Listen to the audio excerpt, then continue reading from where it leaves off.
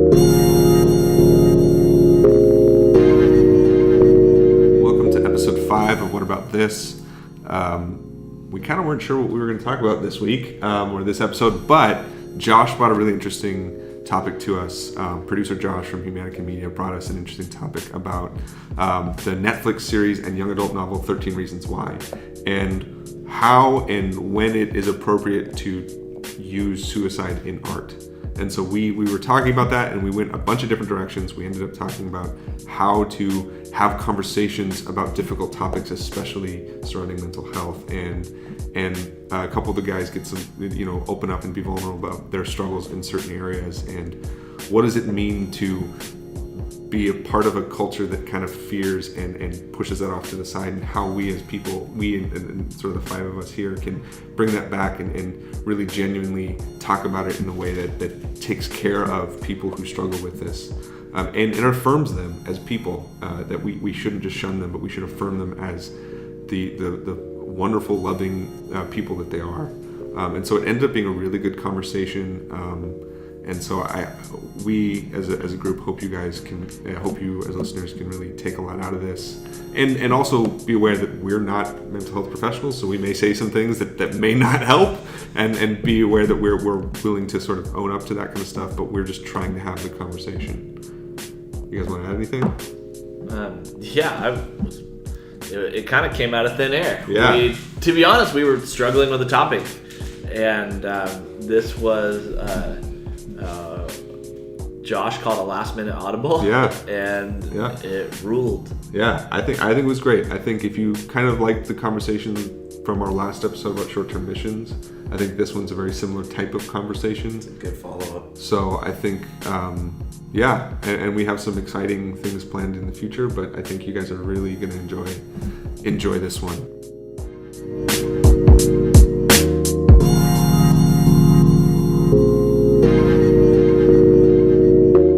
All right, so there's a show on Netflix now called 13 Reasons Why, and it's based off a book by, I can't remember the guy's name, but I know Kyle's in the middle of it, so I don't want to give too much detail, but the story revolves around a girl named Hannah Baker who she kills herself, and she creates a series of audio tapes, and she sends the tapes out to each person who was involved in who was involved in her suicide, contributed to her suicide. And so the whole story, this kid's trying to unravel the mystery of this girl's death, but the guy, I guess one of my beefs with it, the guy who wrote this is he never experienced, he never talked about how he was depressed. He never experienced suicidal thoughts. It was based on somebody else's experience, and he's writing this. So my big thing here is that two things. Why did it take a Netflix show about someone who killed themselves to get people to finally start talking about suicide as an issue? We have, if you notice on Facebook, everyone's posting now the number for the suicide hotline number. Why did it take this for them to finally do it? And is it just a fad? And why are we using suicide as plot points? Because we have Matthew Quick and other young adult artists, like Ned Vizzini, who actually did kill himself. Yeah. And but why are we using it as plot points and to drive viewing numbers and sell books? Why we're painting this picture of depression and suicide like it's an accessory for people to just be used oh yeah, it's cool, we'll grow out of it eventually. It's a legitimate issue, and it's not being handled very well by people. So there's a few, there's almost this good thing coming out of it, awareness. Yeah. Yeah, your conflict is feeling like these guys are using this really, maybe almost untalked about topic, this very sensitive topic to many different people who ever had a friend or family member, or just having empathy and compassion on somebody. And you're going, hey, is this ethical? Yeah, exactly. Because in high school, I was super depressed, and I did have those thoughts where I was dude, what if I wasn't here anymore? Would anybody really care? Yeah. And it's just I remember trying to talk to people about it, and they'd be well, you know what, depression is just like an absence of God in your life. I'm like, dude, that is such crap. Right. Or they'll tell me that's like, a whole other topic. Yeah, we have to get into. Or they'll be like, why can't you just be happy? And I'm like, it's not that It's not that easy, simple. You know, it's not that simple. But So one of my questions then, and again, this is something that I talk about, not this like with suicide, but with other topics, is your question more about, or your problem with it more about the use of suicide itself, like in any context, or if we might call like the ethical use, or like how they use it and how they talk about it? Like, does this one just sensationalize it? Is that the problem, or are you even the issue is like the author has never experienced it, so you feel like there's some sort of misunderstanding or appropriation of it? I think that those two topics go hand in hand, because if he's never experienced it, but he's using it to make money off of it, like it's just not being handled really well. And there are people, and in the meantime, he's painting a picture of it like it's just like a normal teenage thing. You know? So if he wasn't making any money off of it, so this is a legitimate question. If he wasn't making any money off it, but he was creating in this culture where very emotional, we're driven by, we're always have been driven by story, but also the way in which we consume these days. Netflix, you know, is a very popular thing, social media.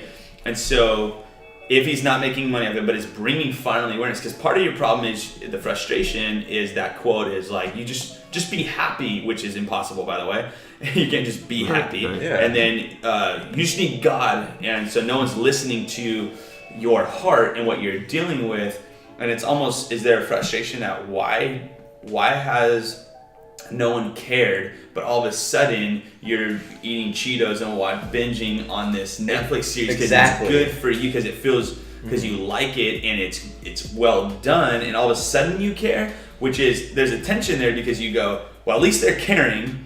But the frustration I'm asking is it that it took this for you to care about people really dealing with depression and potential suicide? Because I've known people, I've seen people hurt from people committing suicide, and depression's a real thing. And so that's my question.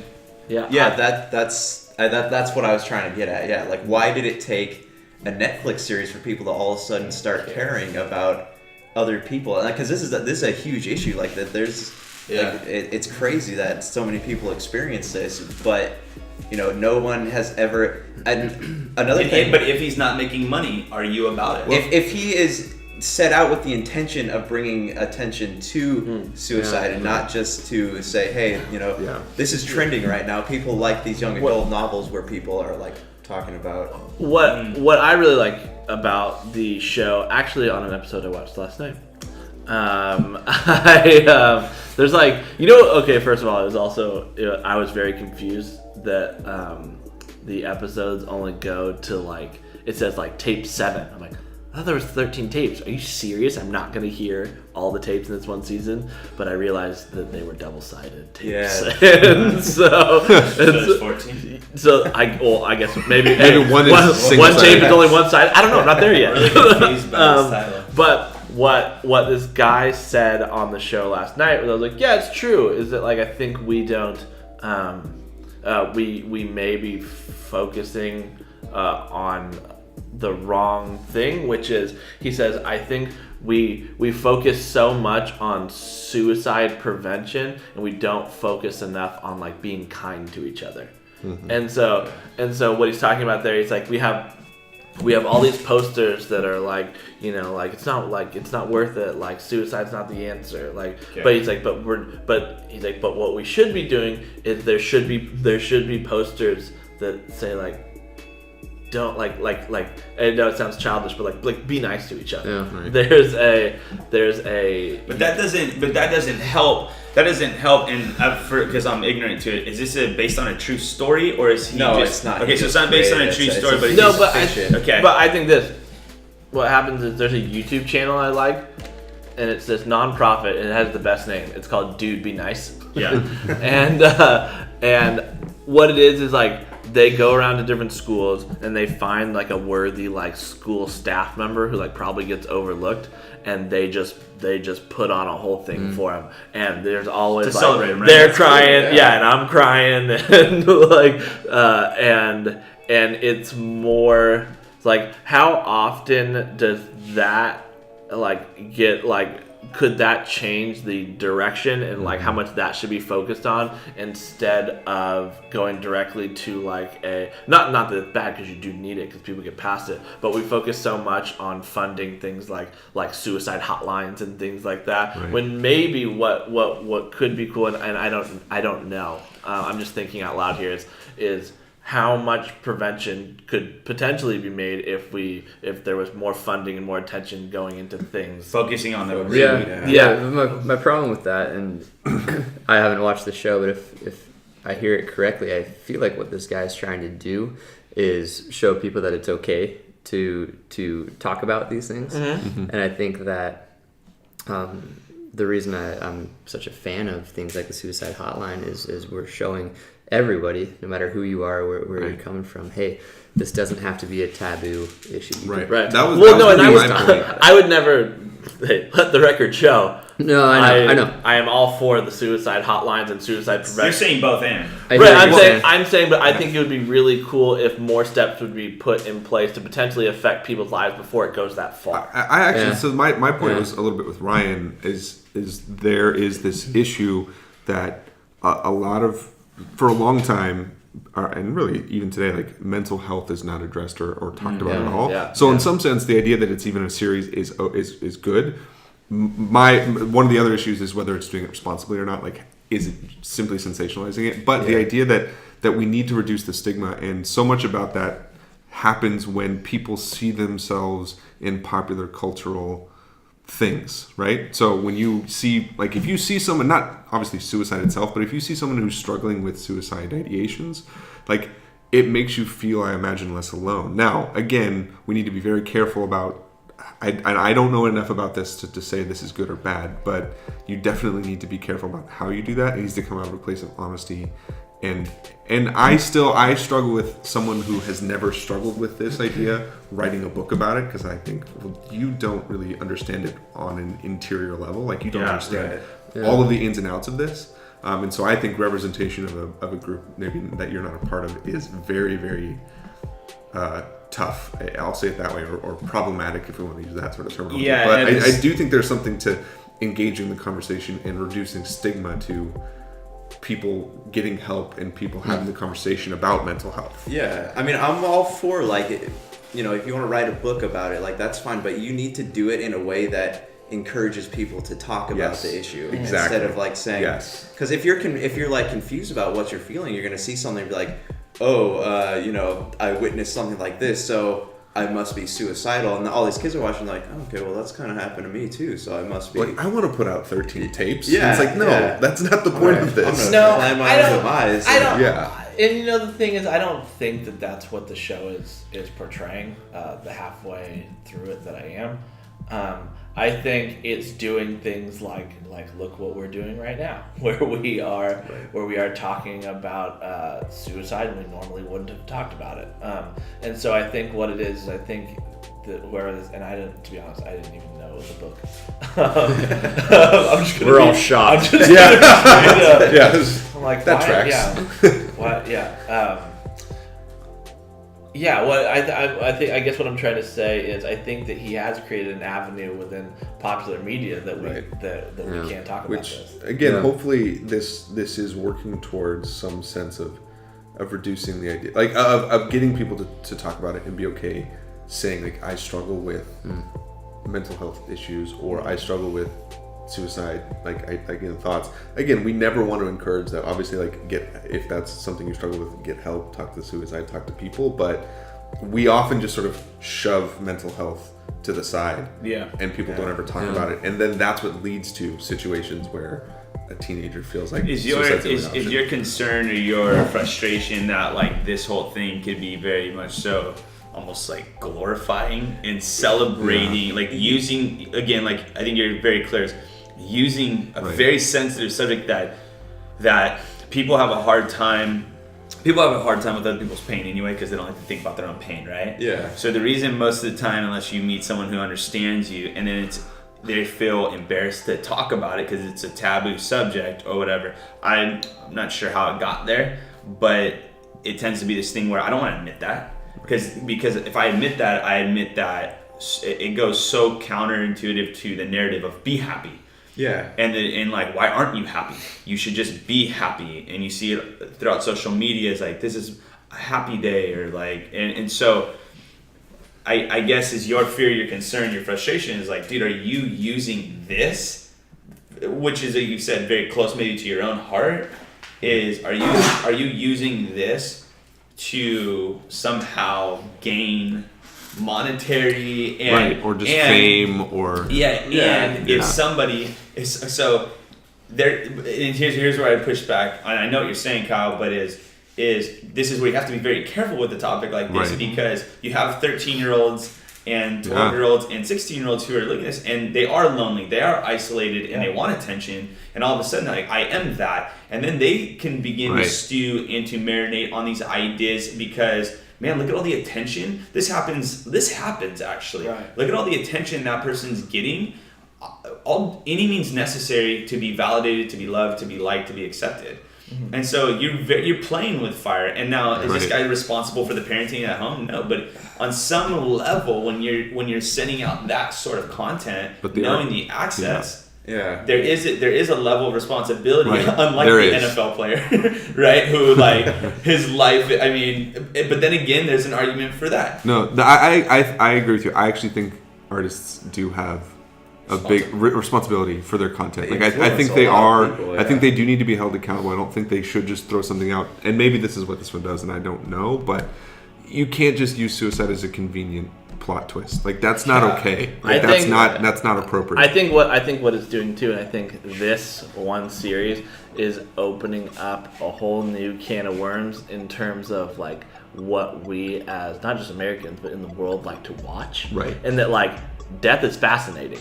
And so when it's something like that, and think about how much, think about like horror movies, are all based around like death, and usually like not in a normal way. Like it's kind of weird, or even watch like how we go and watch like war movies and things like that, to where you go like this. I think about it this way: if you see a war movie that's PG-13 and you see a war movie that's R, you go, oh, the R one's gonna be gnarly. And realistically, you're like, that's the one that people are going to like better, because what it is I think the concept, and this is just one aspect of it, is that within entertainment, because it is this kind of unknown, this odd thing, that death is very fascinating to us.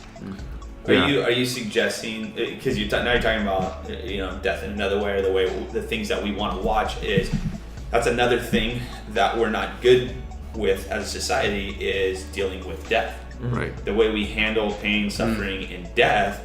And so is there almost this like subconscious like desire to, or like a release of dealing with the fact, because dealing with your own death one day. I think it's kind of like this.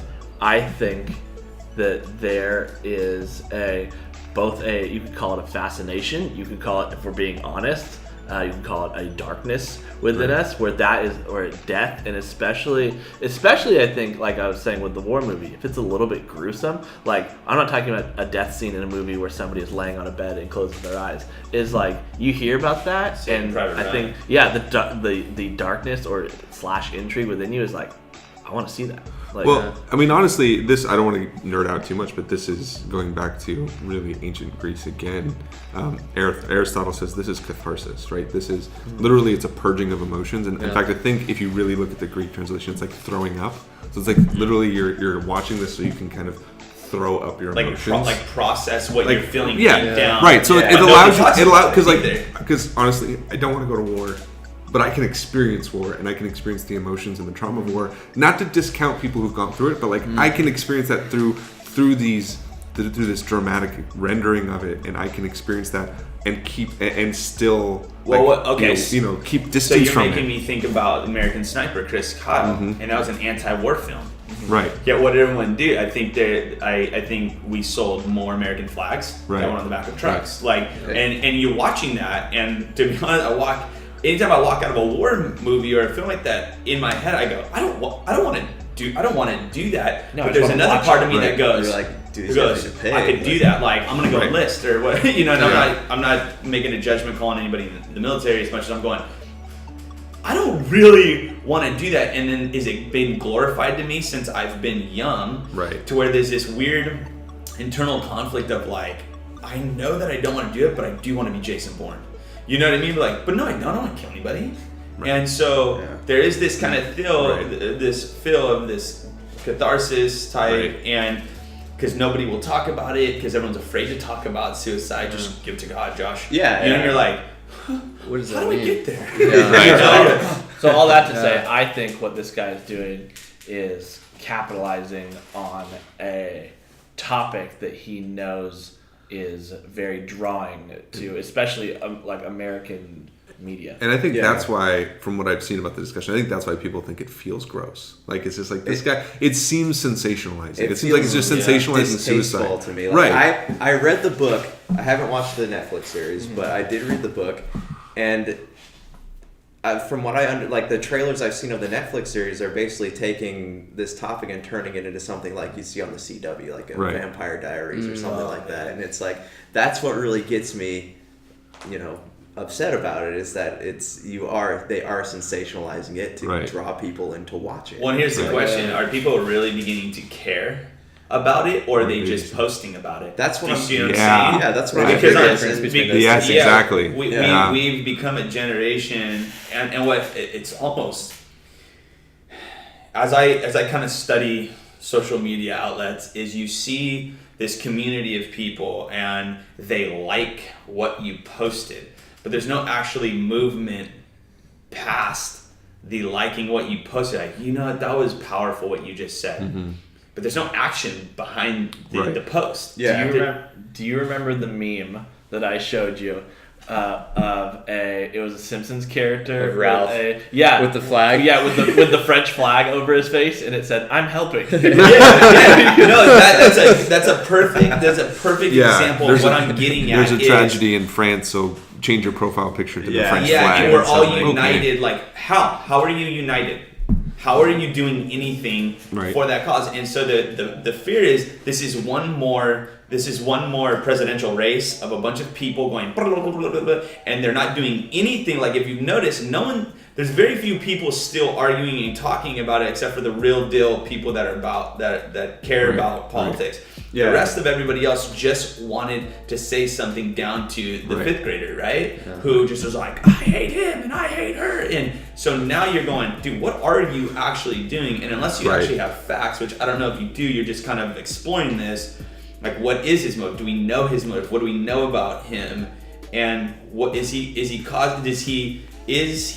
intentionally causing harm? But also, you got to be careful because your good intentions, Right, I would say it might doesn't- be very harmful. I would say it doesn't necessarily even matter what his intentions are per se.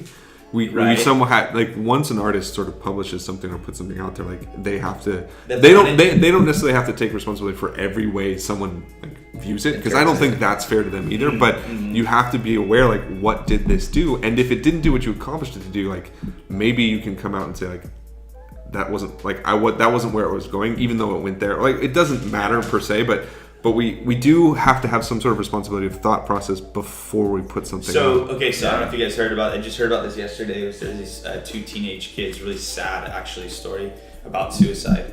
And I believe it was the girl faked a suicide. Yes. Yeah. Yeah. Online, and her boyfriend did this kind of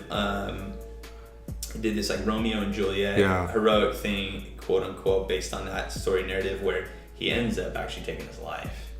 And And now she is being potentially tried Right, as and her- responsible for and her it. friends, because Really? her friends were, like, sending him messages too to, like, do the same thing. They were young, right? They're in It was a middle joke. school, It was right? supposed to be a joke. Yes, they're I think 12 or 13 or Right. something. Yes, along those it was lines. 13. Yeah. And so now you're having. So now what we're looking at is, I'm sorry, but like the steps to writing a letter or calling your friend Right. or whatever is extremely different 25 years ago than Right. today, where it's like tune in live right now, Right. and you can see me do this, Right.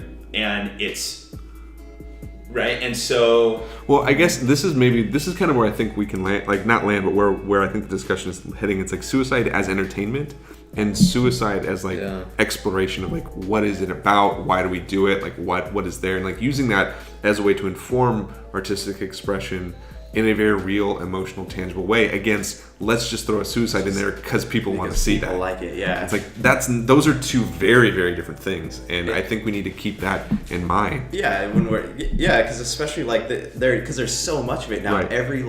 Every young adult book, every TV series that is catered towards like a teenage audience, they're all starting to do this same Yeah. thing. Right. now. And- So, like, so it's- I think a good question, my question for you, Josh, because we've talked about this, we're both a fan of using story Right. to give our message, Yeah. right? to bring our message to the world.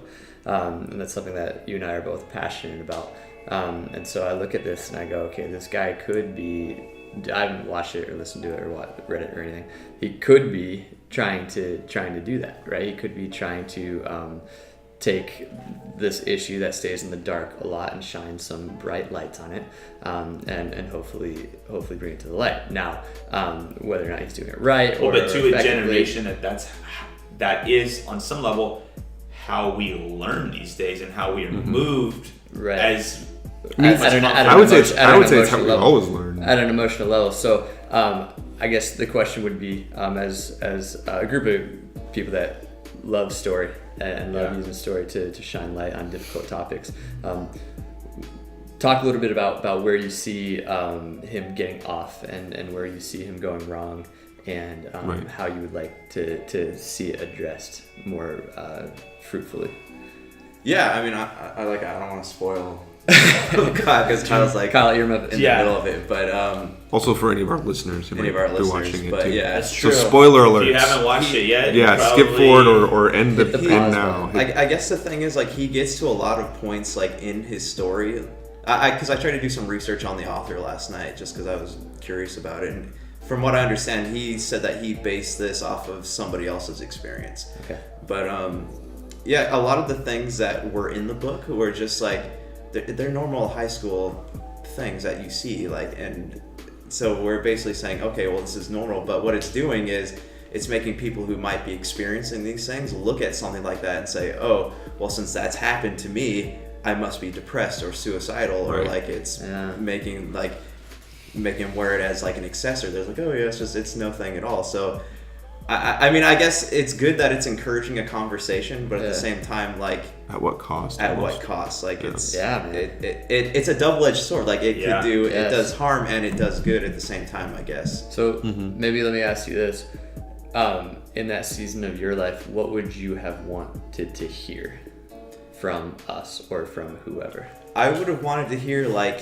hey, you're not alone in this type of thing. Like, Yes. this, I wanted to have an honest conversation with somebody, Yeah. but at the time it was such a topic that, like, they're like, oh, you need to go see a therapist or something, or you need to go see a psychiatrist. And my parents wouldn't talk about it with me. They always want to know what was wrong, but as soon as I would elaborate, they'd be like, okay, well, I've heard enough from you. You need to go to therapy, or like there's, and So you just wanted to stop getting passed Yeah. on to the next person. yeah, I just wanted Sure. somebody to have Dude. an honest conversation Ah. with me about it. So in a way, you feel like we're kind of hiding behind. Well, we'll just throw a Netflix series out and then we'll be good. Yeah, Kind of, is that kind of where the anger is coming from? Yes, exactly. Like, we need to actually encourage dialogue about Yeah. this stuff instead Yeah. of just like God, that's with good. each creating- other, and and because with each therapy's other. not bad, but you're going, hey, mom and dad, hey, bud, like Hey, my I'm friend, throwing my, hey, like, let's vulnerability us at five you. talk about this and Yeah. not go, hey, Yeah. Josh, why don't you go get some therapy? Yeah, like, Yeah, you know, no, I'm, we know I'm done that, yeah. talking to you. Just go to therapy. Like, Well, I think it's Yeah. I think it could be this too, is because it's also suicide is such a sensitive thing that nobody wants to be the person that has the conversation and says the wrong thing. Does that Right. make sense? That, Yeah. like, they're like, I'm Yeah. afraid that nobody wants to come alongside that person because they don't want to be Totally. the person who didn't take care of it the right way. Which is you're Huh.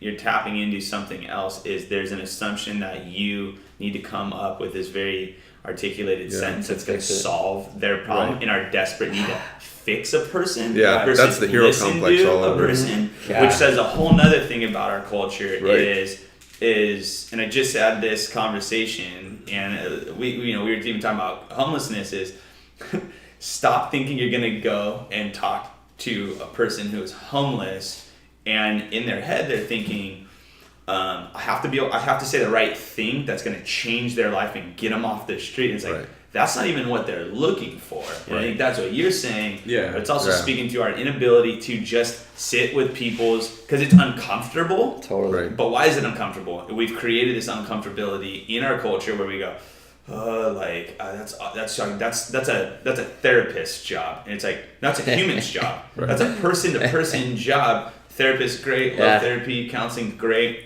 I would advise that to anybody. However, what I'm saying is, the general population needs to learn how to just kick it and sit and listen. Right. Yes. There's Yeah. not. It's not a zero sum game. Like someone can be going to therapy and you can treat them as a human. Like Right. that's not. You don't have to have one or the other. Yeah. Or I wouldn't be. You know. Totally, Yeah. totally. And Josh kind of hit the nail over the head.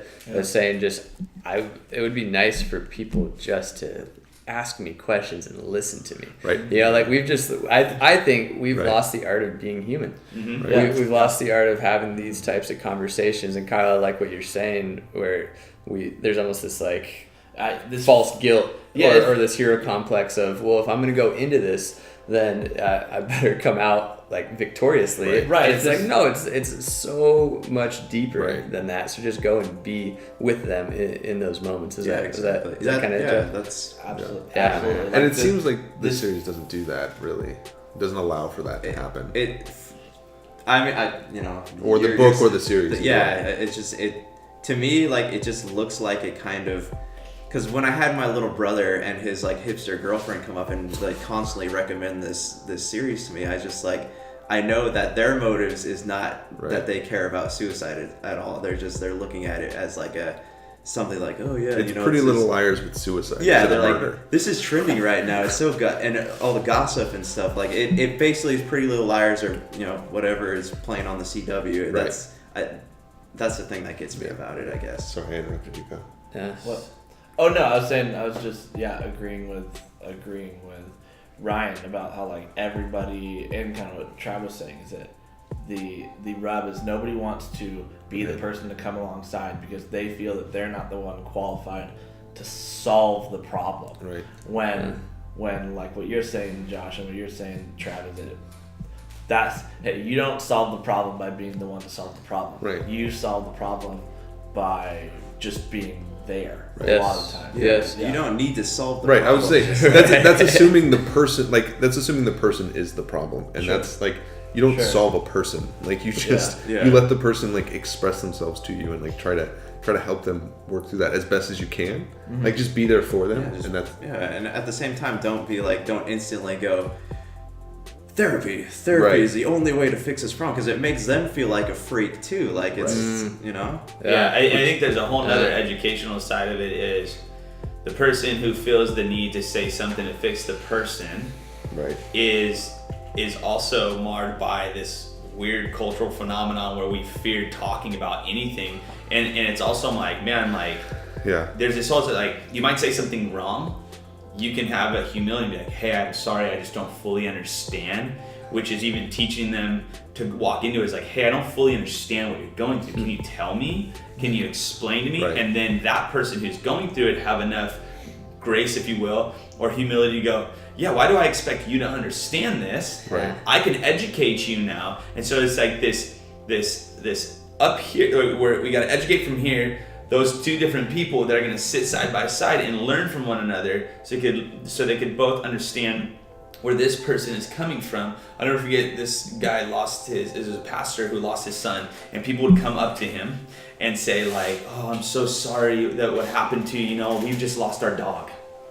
Ugh. And he goes, God. I don't care about your dog. Right. Because you just equated my son to your dog. Well, and really what happens is when you're trying to fix someone or you're trying to, even the whole therapy thing, I think maybe get there eventually, but like if that's your first reaction, my dog just died, it's making it about you. It's not making it about them. Like you're standing in front of them saying like, oh, your problems are really about me. But Not your problems are something I want to care for and sort of nurture with you. And what It's I'm saying you're is, making it about me. What I'm Yeah. saying is, we got to be also mindful of the person who says, "Dude, my dog just died." Again, their intent. Right. Their intent is Yes. like, I'm trying Right. somehow, but they also don't know how. Right. And why don't Exactly. they know how? It's not their fault necessarily. So No. no one's talking about these things up here. Yeah. So the masses are just trying to like, yeah, dude, I know my lizard died. And you're like, whoa, what? Your lizard? Like my human just died. And so you kind of go like, I think you missed it. But even that person has to, again, this is Coach Anderson, is like understand that the masses don't know how to deal with. I think what we need to do, I think what we need to be able to do is just when we're confronted with something like this, like cancer, suicide, like people who've gone through it, death, I think we need to be okay saying like, you know, I'm sorry, I don't know what to say right now. Like I literally, there's nothing I can say that's going to make this better. I don't know what to say because it's a really difficult situation. I'm just going to sit here with you. Like I'm So, just going to I sit think here so and be with a you. lot of times when I was in I am not comparing this to suicide, but when I was in a really thick battle of OCD, Yeah. emotionally it really was bothering me. Yeah. I would talk to people, and most times there were some people that they would just start going on and on, and so I loved that they were trying to help me. But I would tell some people, I said, I'm going to tell you some things that are going on in my mind, and really all I need is for you to tell me that I'm normal and that I'm okay. Right. All I need you is brought that up. all I need is I just need an affirmation from a Right. voice that's not my own Yes. in my Right. head Yes. that I'm all right. So you and I remember having conversations with you, and I remember looking back over the weeks and the months of us having conversations and going, dude, I remember trying to, like, because I was like so desperate to like connect with you and to quote unquote like help you diffuse some of the, like you're saying, those thoughts, like I'm normal. And I remember just by myself going, shoot, like I think I might have said some things that I was trying to help. And I remember then I desperately was like, I don't get what you're saying. Uh-huh. And so it was a very cool learning for me as you Yeah. expressed to I remember me this conversation. what was going Yeah. on. Yeah, and I am very much so like fascinated and interested in care. Uh-huh. But I even remember like I vividly remember there was a little bit of frustration in you. Right. It's like, no, but you're not listening. Well, and it's like You know what? I was, but I needed you to teach me. Uh-huh. Right. I needed you to show me what I was missing. Yeah. And I think it takes a person, and I'm not like patting myself on the back, but it takes a person a desire to understand what that Right. individual is trying to communicate, and you going in a nice way, like, shut up, man, just listen. Yeah. And Right. but like I needed to know, and I think you showed me over time how to operate and just to like, oh, okay, so you can't just do this. It's not that simple, because I'm coming from a place of I don't understand you. Right, and so Right. a lot of times Yeah. too, if you try and solve the problem without Right.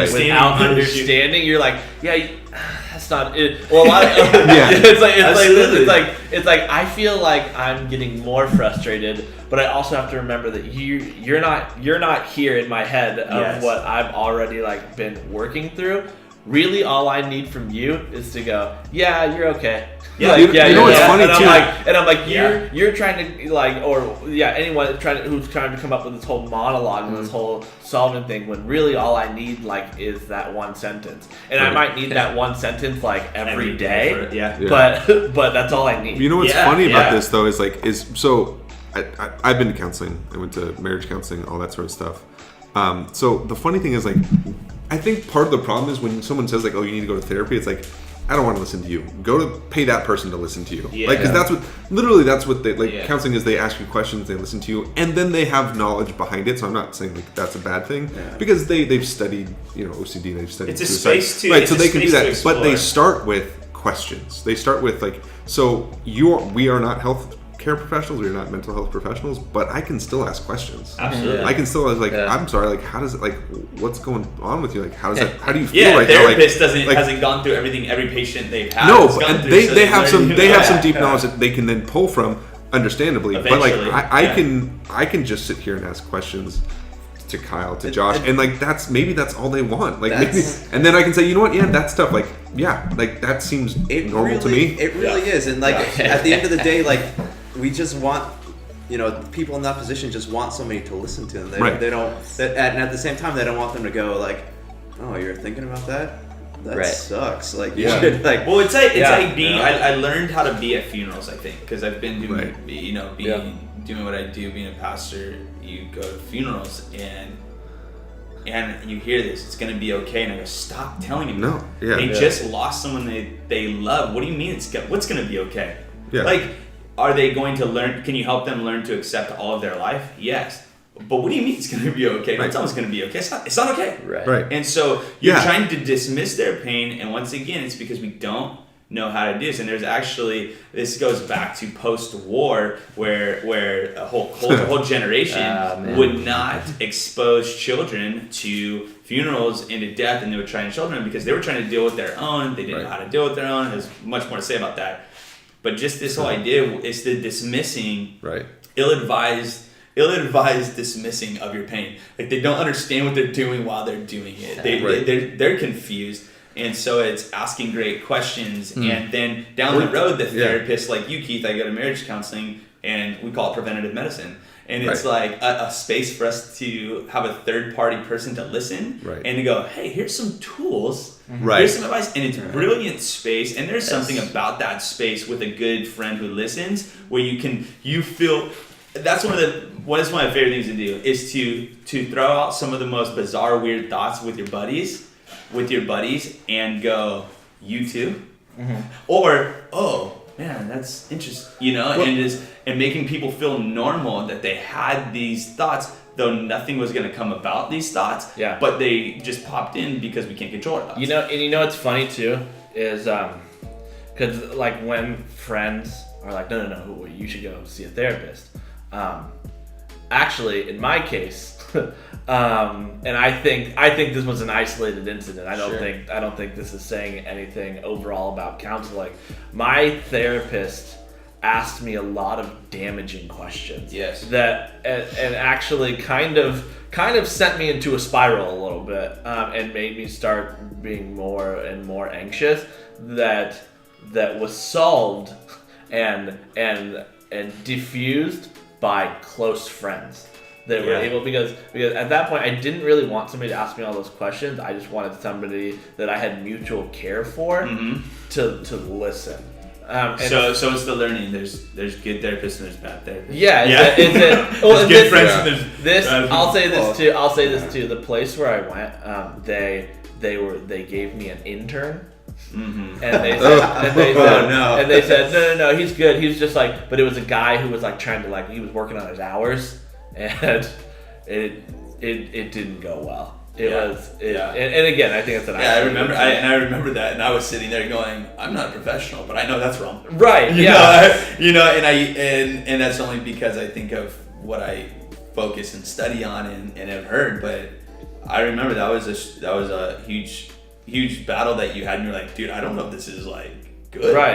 Right, because I was like, because I was dealing with that. I was dealing with the issue too. I was like, man, everybody's telling me to go to therapy, but this guy's messing me up. This is therapy. And I think that's why we have to acknowledge therapy.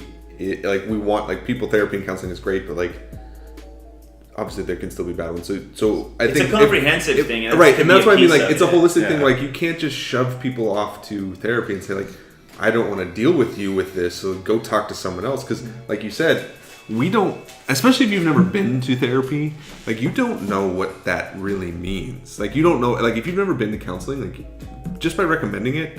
I mean, I'll say I also, I go to CR as well. It's if you've never been to a recovery program, recommending a recovery program to someone is maybe not the best thing that you can do because you don't know anything about that program. So it's you need this. It's you don't know what I need. You haven't even sat down to listen to me yet. So how could you possibly tell me this is what I need? Yeah, is that what I need? Are you sure? Yeah. It's you just need to. You want to not listen to me, so you're telling me go talk to them. It also paints a picture too. Say you go through therapy and you start getting this thing under control, but then you go back out to your parents or friends or whatever. It's just created this standard where you don't want to talk to them about anything, so you start isolating yourself, and then while you're helping the problem, you're also feeding the problem. So it just it creates kind of an avalanche, I guess, of other things to deal with. Yeah. I would say that, this started in one place and it's kind of ending in another a little bit, but I think it was cool. Is that my bottom line would be don't be afraid to interact with somebody who's struggling, feeling like you have to be the one who solves it. Just when really the best way to solve it is to interact. Right. Yeah, right. To interact, absolutely. And what I would add to that is I understand how difficult it could be for our society to deal with pain, with suffering, with death. We have sociologists and anthropologists and everyone, all the specialists would tell you that we are the least prepared society, maybe known to man, in dealing with these issues. And what I usually coach people on and counsel people on is entering into the process of learning to deal with your own pain. Yeah. And not being afraid of that place of pain. And walking through those things in your life, no matter, and like you said, Kyle, earlier, I'm not comparing. I'm using it's relative, right? Like we don't have to minimize your issue with another's issue. We don't have to look at well, that's worse, so let's not talk. It's kind of like this. Well, it's kind of like when people say, it's like your example, like with the guy whose son died and the guy whose dog died. It doesn't mean the guy whose dog died isn't having a really hard time. Yeah, right, it's exactly. learning, yes, exactly. And so what we don't do, it's also telling people not to worry about their little petty problem because there's kids starving in the world. Right. And the kid goes, well, I'm not starving. So my problem is this. Can you help me with my problem? Right. And I think if we create a culture in which we're learning to deal with our own pain, we now become we become used to we're okay with pain, and now we're able to deal with our friends, our families, our strangers' pain, and walk with them and it's just it's a culture that is missing, I would say. And so that, like you said, is I just need someone to listen and maybe to affirm that no, you're not, or yes, you are. Like remember that. And that is something that shapes who you are as well. I would say I think one of the big things I've taken away in the last few years, really a year and a half or so, and the conversations I've especially had with you guys is like sometimes you just need to sit and listen to people. Yeah. Whatever it is, and in this case especially with mental health issues, you just need to sit and listen to people and let them talk to you. And because really what that means, what you're doing in that, and I think both Josh and Kyle have said this, is like you're affirming them as a person, which is what they really want, right? They don't need you to fix them. And I think in some ways that's even the wrong language, because like they're not a person to be fixed. Like they're a person, like they're just a human. I needed people to affirm the identity that I knew was true, but I was feeling within myself that it wasn't true. And so something along the lines of that too was it all takes, again, it takes coaching. And it is what I had to coach some people on is I would have some people that would constantly, all the time, they were texting me multiple times a day and or asking me every day, like, how you doing? Are you all right? How you doing? Which I recognized their motive, and it was very kind and it was very caring. And so sometimes to them, I had to tell them at one point that thank you so much for reaching out and talking to me. How about this? If I feel like talking about it, I'll let you know. Yeah, absolutely. Which is great, right? Yeah. Because you're instructing them, you're educating them, and you're also, you could be feeling like, man, you're kind of making me feel worse, even though your motive is good, which goes back to Josh's what is the series? 13 Reasons Why. 13 Reasons Why. And so man, you bringing this up is very, very informative, very helpful in us even having this discussion. And that is our hope, that other people would enter into these difficult discussions, these discussions that a lot of people don't want to think about, they don't want to talk about because they're scared, they don't want to say the wrong thing, they don't want to be looked at as, and so... Yeah, I think it's all about just read the person. I just want to close things out with this quote from Ned Vizzini. He's he writes a bunch. He's dead now. He wrote a bunch of young adult novels. His most popular one was It's Kind of a Funny Story, and he sums up suicidal feelings in this. He says, It's so hard to talk when you want to kill yourself. That's above and beyond everything else. And it's not a mental complaint, it's a physical thing. Like, it's physically hard to open your mouth and make the words come out. They don't come out smooth and in conjunction with your brain the way normal people's words do. They come out in chunks as if from a crushed ice dispenser. You stumble on them and they gather behind your lower lip, so you just keep quiet. He actually jumped off of a building and killed himself, leaving his wife and kid behind. So it's, this is why it's such like a dangerous topic. Like, we need to dialogue about it, Right. but at the same time we need to be very careful with it, especially if you're using it for entertainment. Right. I guess that's like the summary of what I was trying to get at with this whole thing is just, we need to encourage conversations, encourage a dialogue, but don't sensationalize it into something that's like a television show that makes it seem normal, like they're using it as an accessory for pushing plots forward or making money. It's something that needs to be talked about. Absolutely. Yeah. All right.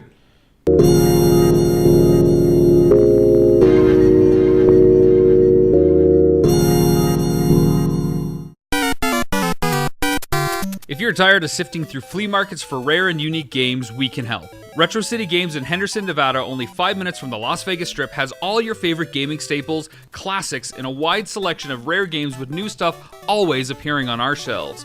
Come in and chat with Nicole or Doug about your love of games and watch as they help you complete your collection or find your childhood favorite. And don't forget, Retro City Games loves trade-ins. So if you have any Nintendo, Super Nintendo, Sega, Xbox, PlayStation, or even PC games, come in and visit Retro City Games today.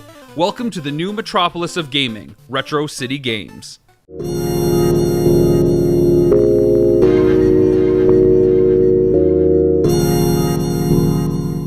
We hope you do listen to us and follow us on all of the social medias. Like us on Facebook, follow us on Twitter, like Humanican Media, follow them.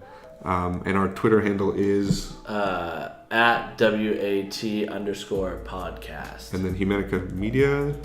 Yeah, just Humanica, just at Humanica Media. That's All right. And we'd love to hear your comments, your feedback, anything like that. Follow us, give us a shout out, respond to us. Let us know what you want to hear. Yeah, let us know what you want to hear. Let us know what you think about this episode. We want to know everybody's feedback, wherever that takes place. Wherever you find us, let us know what you think.